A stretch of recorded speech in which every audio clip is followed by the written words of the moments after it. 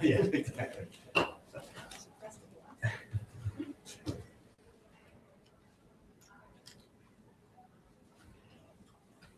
All right, how's it going, guys? Our investment recommendation for Hecla Mining Company is a hold at $6.01 with a 10-year time frame.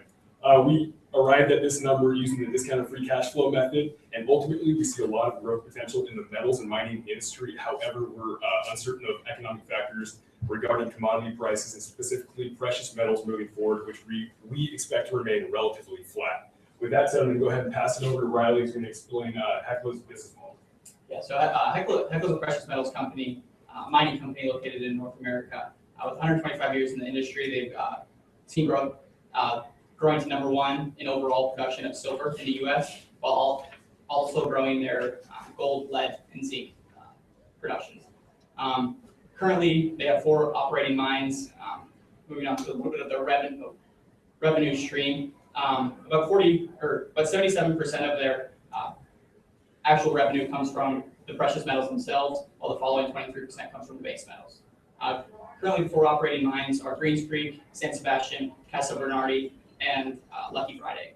So kind of going through these each individually, first we'll start with the Greens Creek mine located in southeast Alaska. It's about 48% of their overall revenue, which is almost half, so it is not only their oldest mine, but also their largest mine. Moving on a little bit towards the Casa Bernardi mine, it's a 100% underground mine. They just currently opened a shallow pit project in this mine that will really help out and add about 30,000 ounces of gold per year for the coming years. Following up that, we have the Lucky Friday mine. It only comes from about it's in Mullen, Idaho, only comes about 14% of their overall revenue. But with opening up the 4th shaft in 2017, we see that number increasing. And finally, we have the San Sebastian mine. This mine opened in December of 2015. It's in Durango, Mexico, and it is not only their newest, but it's also their shortest lifespan mine. In the recent years, it has been a key asset to their balance sheet by being able to add a large amount of cash in order to finish these other projects at the Casa Bernardi and the Lucky Friday mines. Awesome. So I'm going to talk a little bit about some threats to Hecla and the risks they're going to face. We're going to look at some financial risks, operational and exploration risks, some of the risks associated with their activities in foreign markets and mines in foreign countries, and then next some legal, regulatory, and market environment risks. Next slide.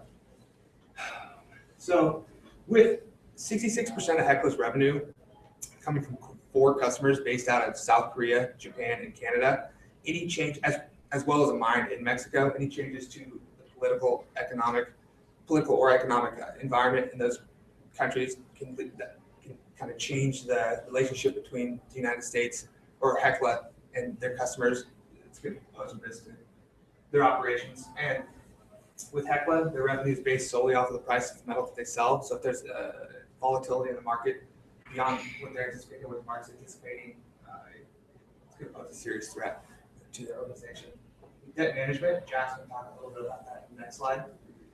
And then as far as legal risks go, they have Rock Creek and Montanore mines that are supposed to be coming online in the next couple of years in Montana, and they're facing some environmental roadblocks and some issues with their permitting process. And so if they aren't able to get these mines online soon, it's going to be a big setback for Hecla. And then exploration risks.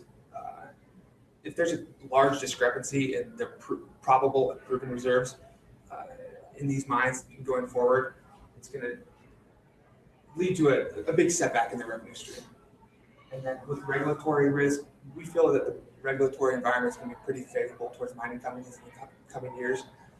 So there's a low probability of this happening, but increased regulation will have a significantly negative impact on Hecla and the industry as a whole. With operation risk,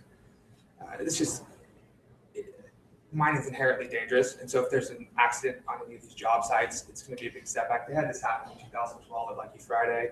We shut down for approximately 1 year after an accident. That was a big setback in the production from that mine. Next, Jackson talk a little bit about financial analysis. Yeah, so Hecla's had excellent performance in the past year. They've had record-setting earnings in the past 2 quarters, actually.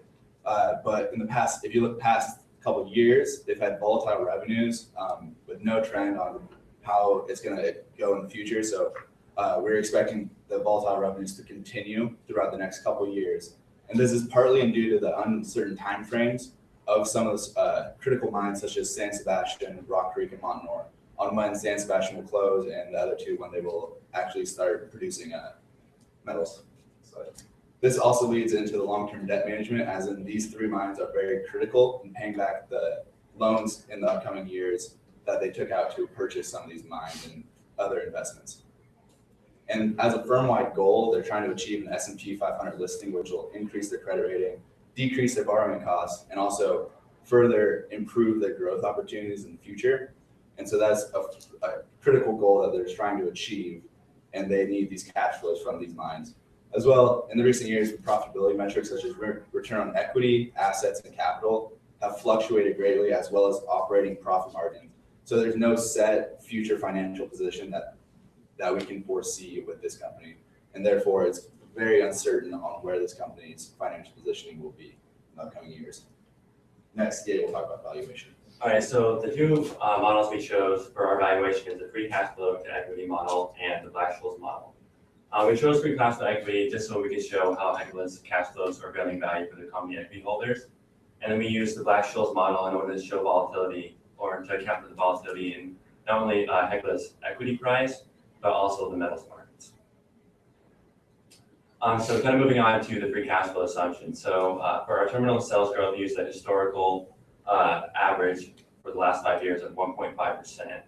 And then for our terminal value. And then for our EPS assumption, we used a 20.82% growth rate assumption.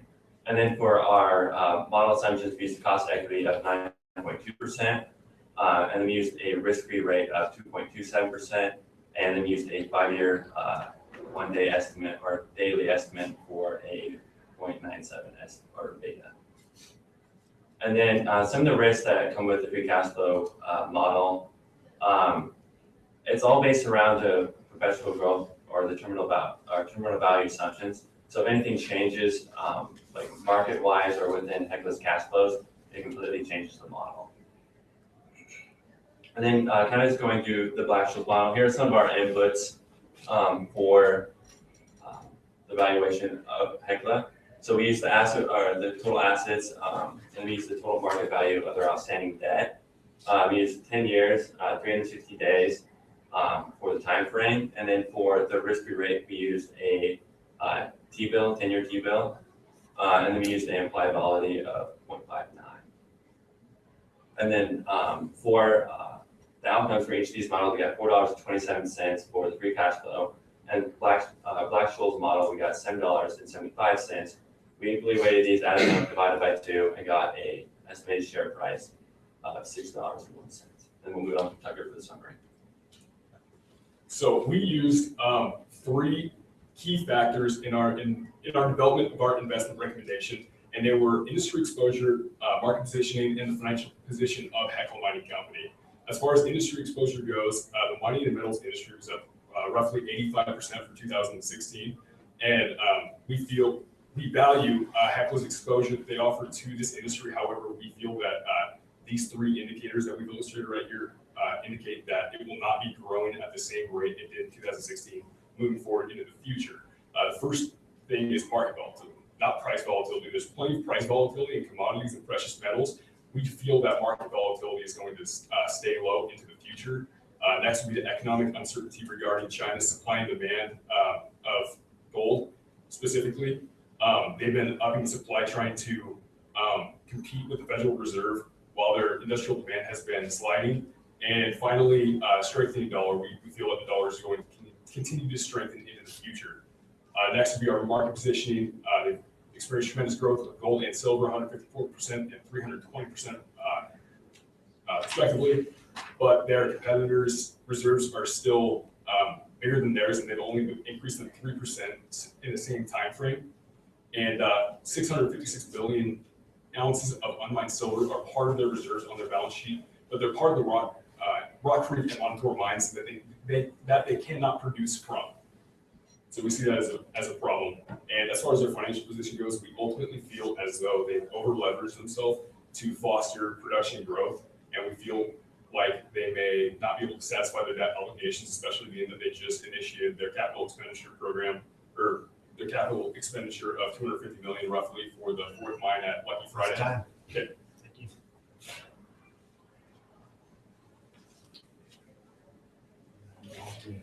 Just real quickly, in terms of what's your guys' thesis in terms of why the U.S. dollar is going to continue to stay strong going forward?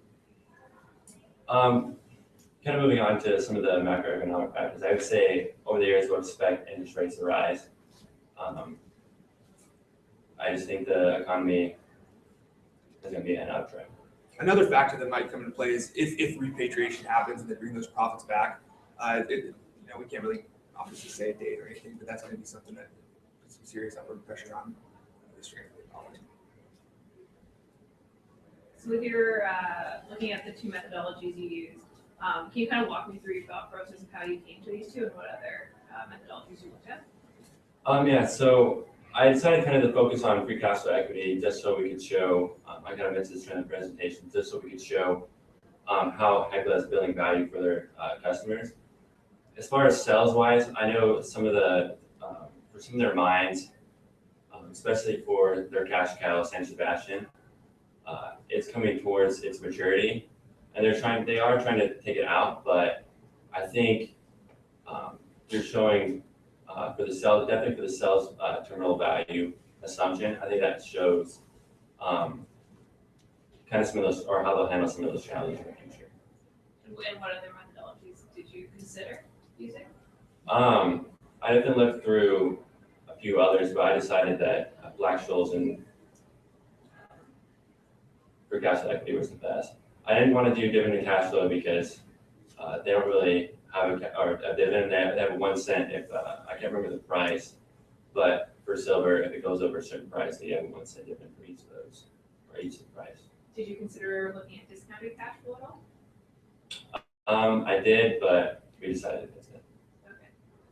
I was trying to get your rationale there because for mines, they're slightly different than other companies because they do have a finite life. Right. So it's interesting using a terminal value because in essence they do have mine lives of like Lucky Friday is the longest at 30 years, but you could be giving them more credit than due, so to speak, giving a terminal value. There's something to think about. Thank you. How much risk do you guys think the company's taking in terms of, is it 100% delta to the commodity price? So is it more important that if you knew that gold is going to $1,900, would your valuations turn your hold into a buy? In terms of when you guys are talking and thinking about this, and so is it more about getting the commodity right or getting the companies within the sector right? I think it is about getting the companies from the sector right, and I think they are setting themselves up for longevity, which is a positive thing. And I do think one of their strongest thing is their commodity prices. That's when you buy in Hecla, that they don't hedge any of their silver or gold. They want that's the big exposure they want. So I think if we did see gold to the 1900, I would just I think we would probably issue a buy at this price. Okay. Well, there's maybe one step beyond that. Why would you recommend investing in a company or Hecla rather than the commodity itself? I think for Hecla, if you're going to invest in it, you definitely get the longevity out of their company. And I think that it's almost a way of hedging your commodity exposure in a way. How so? Because they're taking on most of the risk. So they hedge they don't hedge for currency, but they get, like mine-wise, they operate. Somebody help me out. With zinc and lead, those are going to be a natural hedge to precious metal, that they go more towards these industrial uses, and as well as silver a little bit too. And so with the changing economy, that can add for a little bit of risk management rather than just being 100% allocated in the commodity itself. And kind of want to hop on kind of what I think he was trying to mean was a lot of it was I think more of the tax deductible stuff and how the government works with prices and their operations that's a potential hedge for gold and silver. I think that's what you're trying to do.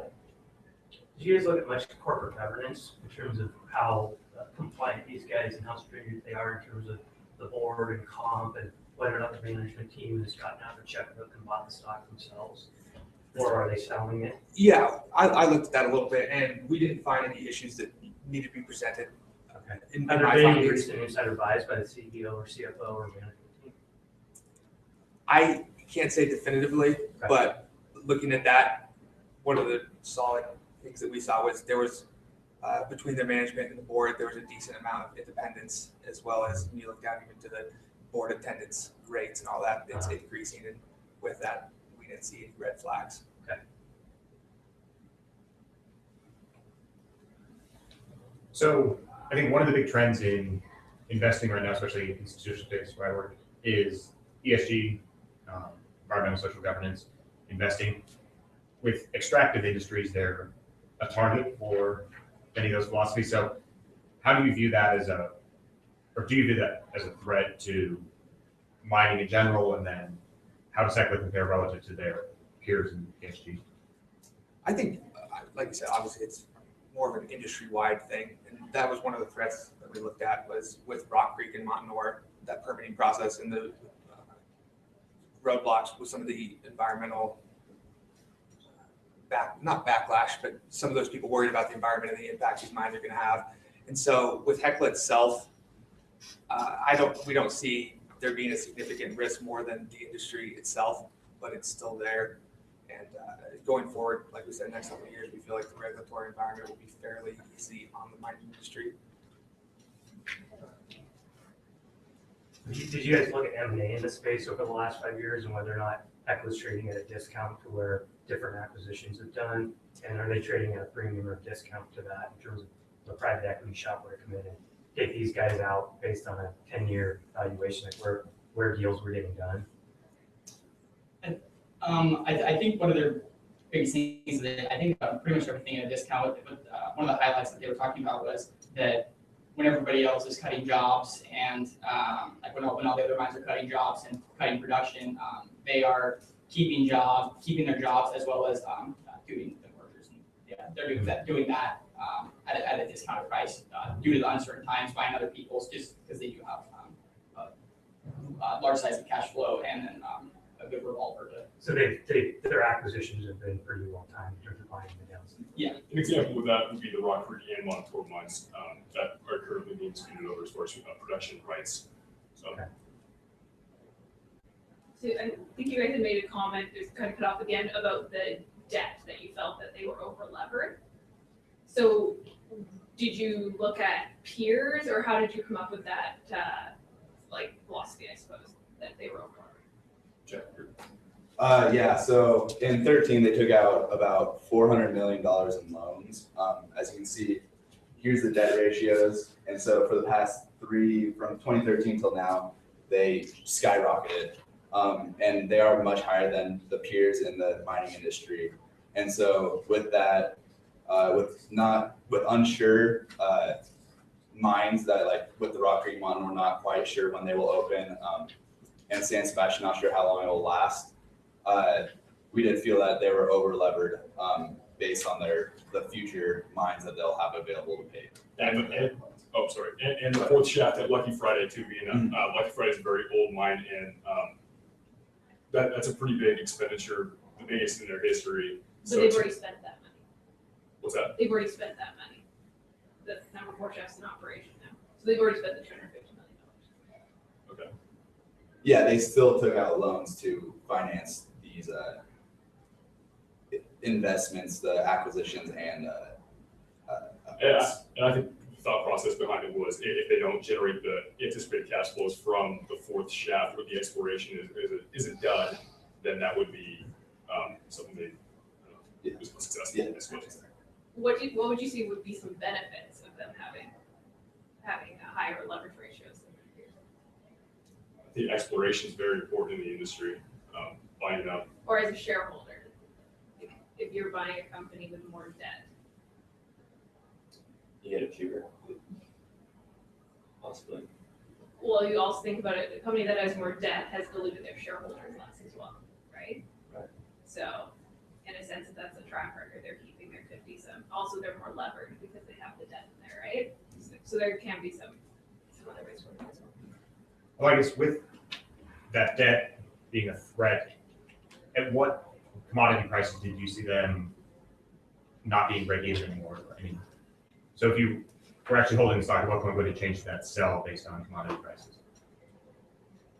I would think silver more around there, the $12 range that we saw last year, 2 years ago. I think that was those initiating factors. And that probably taking the That's our analysis as well. That's our time. Thank you. Thanks, Scott.